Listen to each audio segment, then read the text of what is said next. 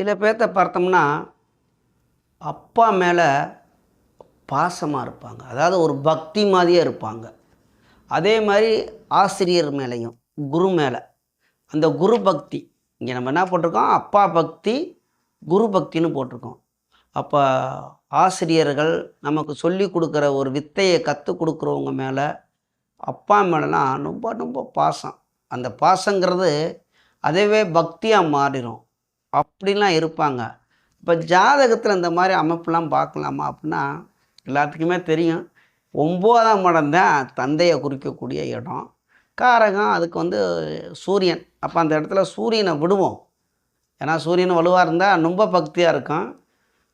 9ஆம் பாவகம் வலுவாக இருந்து 9ஆம் பாவகத்துக்கு அதிபதி, அது எந்த லக்கணமாக இருந்தாலும் லக்கணத்துக்கு 9ஆம் இடத்துக்கு அந்த 9ஆம் இடத்துக்கு அதிபதியும் 9ஆம் இடமும் சுபரோடைய சேர்க்கையை சுபரோடைய பார்வை பெற்றுக்கணும்.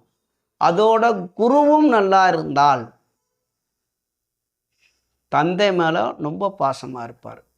அப்போ அந்த 9ஆம் இடத்துல குரு சேரலாம், இல்லாட்டி 9ஆம் இடத்துல குரு பார்வை விழுகலாம். 9ஆம் இடத்துக்கு அதிபதி கூட குரு சேரலாம், குரு பார்வை இருக்கலாம். அதே மாதிரி இயற்கை சுபர்கள் வளர்பிறை சந்திரன், தனித்த புதன், சுக்கிரன் இவர்கள் சேரலாம். அப்படி சேரும் பொழுது தந்தை பேச்சை மீற மாட்டார், தட்ட மாட்டார். அப்பனுக்கு நல்ல பிள்ளையாக இருப்பாங்க. ஒன்று. சரி, குரு பக்தி எப்படிப்பா வரும் அப்படின்னா, குருனாவே குரு தான். லக்கணத்துக்கு 9ஆம் இடம் குருவோட வீடாக வரணும். அதாவது தனுசு, மீனம், இந்த ரெண்டு அந்த லக்கணத்துக்கு 9. அப்படின்னா எந்த லக்கணத்துக்கு வரும் அப்படின்னாக்கும் 9ஆம் இடமாக வர்றது ஒன்று மேச லக்கணத்துக்கு வரும் 9ஆம் இடம். இன்னும் ஒன்று கடகத்துக்கு 9ஆம் இடமாக வரும். மேச லக்கணத்தில் பிறந்தவர்களுக்கு 9ஆம் இடமாக தனுசு வரும். கடகத்தில் பிறந்தவருக்கு 9ஆம் இடமாக மீனம் வரும்.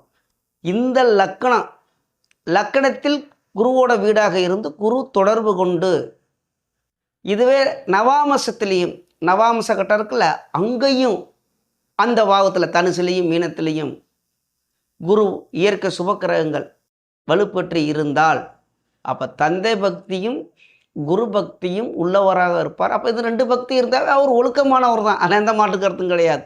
ஒரு நல்ல ஜாதக அமைப்பு. சரிங்களா? அப்போ தந்தை பக்தி குரு பக்தியை மட்டும் பார்த்துருக்கோம், அவர் ஒழுக்கமாயிருவார். சரிங்களா?